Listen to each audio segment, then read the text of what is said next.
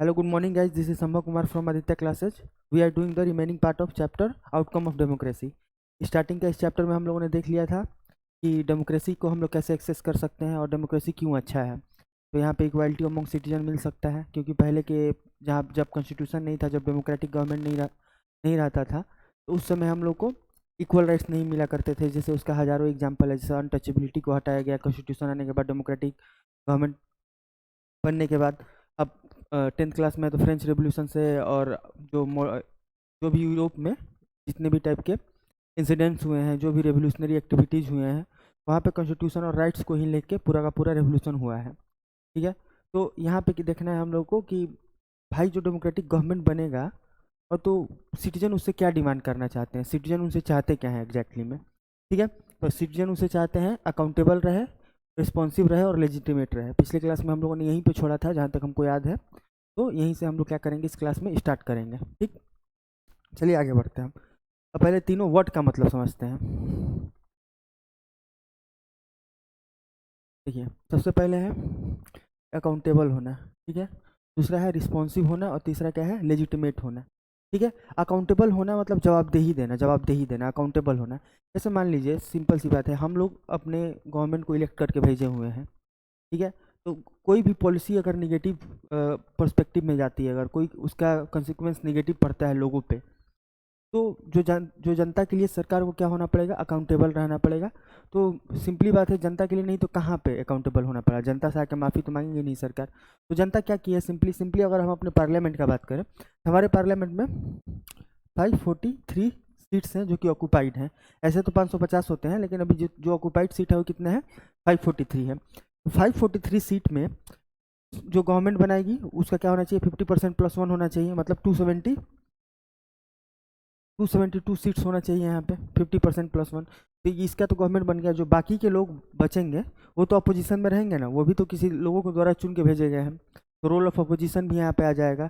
अगर आपसे कोई भी पॉलिसी खराब बनती है तो उसका जवाबदेही आपको पार्लियामेंट में ही जो अपोजिशन पार्टीज होगा, क्योंकि वो जनता का रिप्रेजेंटेटिव है, तो उनको क्या करना पड़ेगा, उनके लिए अकाउंटेबल होना पड़ेगा। और क्या होगा, एक आप नो कॉन्फिडेंस मोशन ही सुने होंगे, कि रिस्पॉन्सिव होना पड़ेगा अपने आइडिया के लिए, अपने जो भी काम कर रहे हैं आप, उसके लिए क्या होना पड़ेगा, रिस्पॉन्सिव होना पड़ेगा, रिस्पॉन्सिबल होना पड़ेगा, अपने आप रिस्पॉन्सिबिलिटी उसको लेनी पड़ेगी। और मान लीजिए हम अपने गवर्नमेंट को क्या किए, चूज करके भेज दिए वहाँ पे कि नहीं भाई ठीक है, आप जाइए, आप सरकार चलाइए। ठीक है, लेकिन उन्होंने रिस्पॉन्सिबिलिटी लिया ही नहीं हो। जैसे आपको रिस्पॉन्सिव किसके लिए होना चाहिए, पहले तो कॉन्स्टिट्यूशन के लिए होना चाहिए। ठीक है, दूसरा किसके लिए होना चाहिए, पार्लियामेंट के लिए रिस्पॉन्सिव होना चाहिए। कि पार्लियामेंट्री टर्म होता है, वहाँ पे बोला कैसे जाएगा, अब गाली गलौज कर रहे हैं जाके, तो भी शोभा नहीं देता है, वो पार्लियामेंट्री डिसिप्लिन के खिलाफ है।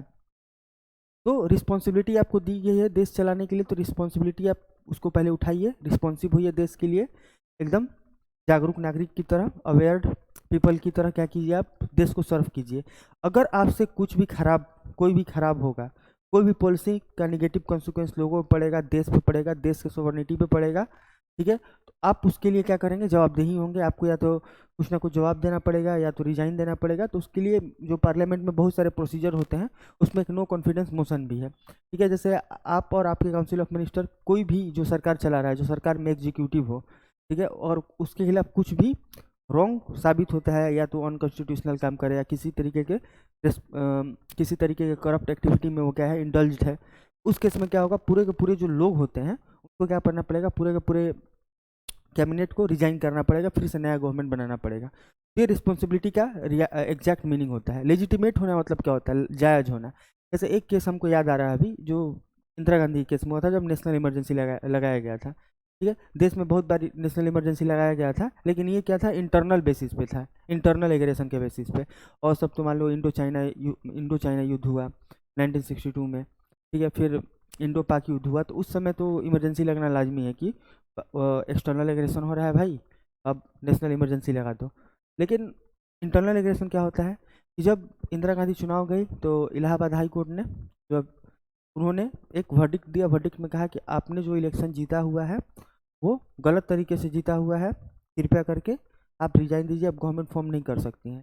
लेकिन इन्होंने ज़बरदस्ती किया, पूरे के पूरे देश में नेशनल इमरजेंसी लगा दिया, और इसी कारण जनता पार्टी 1977 में वापस भी आ गई जीत के। ठीक है, तो लेजिटिमेट होना मतलब कि आप सही में वहाँ पे जिसको जनता चुनी है उसी के लिए वहीं जाके सीट को ऑक्यूपाई करेगा। मतलब अभी आप देखे होंगे गांव वगैरह में कि आप वोट देते हैं लेडीज मुखिया को, लेकिन उसके पति हर हर कुछ संभालता है। मतलब ये प्रॉब्लम है जो लोकल गवर्नमेंट बॉडीज होती हैं, उनका क्या है, प्रोमिनेंट प्रॉब्लम है।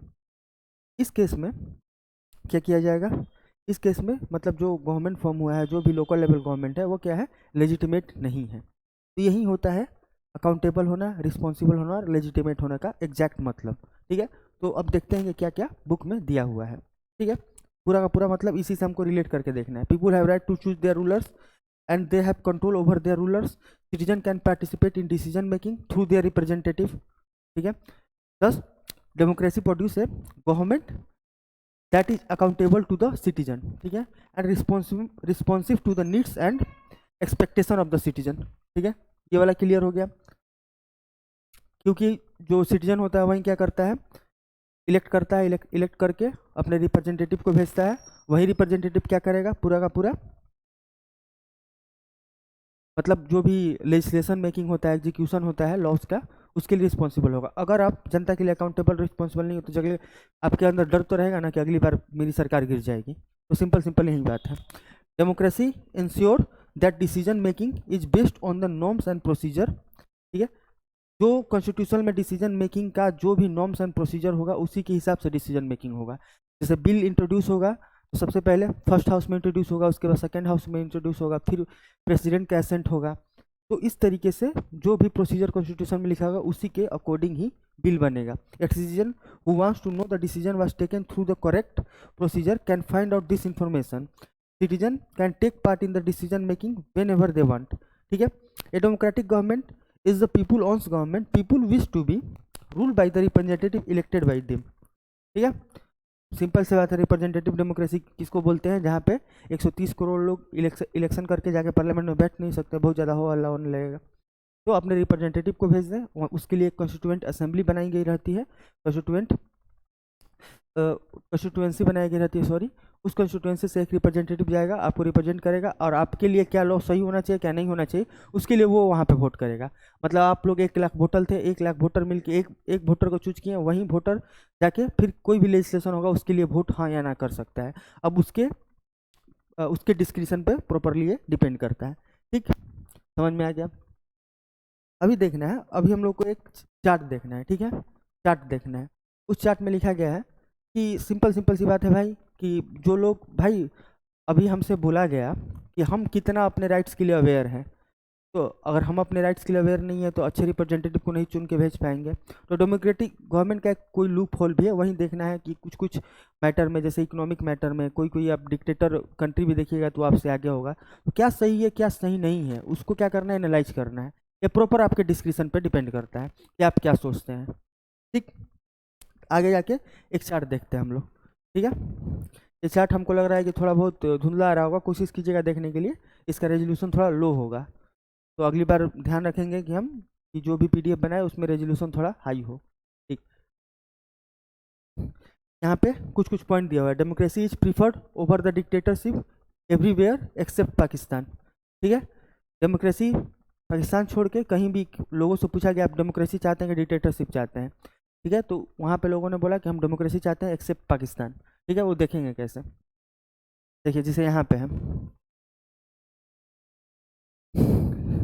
यहाँ पे जैसे साउथ ईस्ट एशिया में बोला गया, साउथ एशिया में, जो हम लोग साउथ एशिया में है। ठीक है, तो वहाँ पे 88% लोगों ने बोला कि सूटेबल है, और जो 12 लोग हैं उन लोगों ने बोला सूटेबल नहीं है।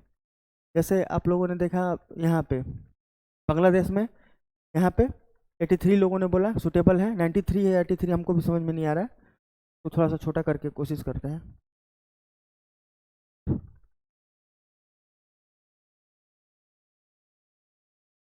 ठीक है, अब थोड़ा सही दिखाई दे रहा होगा। मतलब बांग्लादेश में बोला कि 93 लोग 93 लोगों ने बोला कि सूटेबल है, और जो बाकी के लोग थे उन्होंने बोला सूटेबल नहीं है। सिमिलरली सूटेबल का आपको मार्जिन ज़्यादा दिख रहा होगा एक्सेप्ट पाकिस्तान। पाकिस्तान ने बोला कि नहीं हमको डिक्टेटरशिप ज़्यादा सही लगता है। ठीक है, तो वो एक रिपब्लिक कंट्री है भी नहीं, उसका नाम है Islamic Islamic nation of Pakistan उसका नाम है। ठीक है, तो इस तरीके से कहेंगे। अब देखो यहाँ पे डेमोक्रेसी इज प्रिफरेबल। इंडिया में, इंडिया और श्रीलंका में सबसे अच्छा खासा वोट आया, पाकिस्तान में कम वोट आया हुआ है। ठीक, ये मैटर था डेमोक्रेसी, लोगों का क्या व्यू है, क्योंकि लोगों के व्यू से ही पूरा का पूरा सोसाइटी क्या करेगा, चलेगा, क्योंकि डेमोक्रेटिक गवर्नमेंट है तो लोग ही सुप्रीम है। ठीक है, अब आगे देखते हैं। इकोनॉमिक ग्रोथ एंड डेवलपमेंट के बेसिस पे देखेंगे कि क्या मैटर है टोटल का टोटल।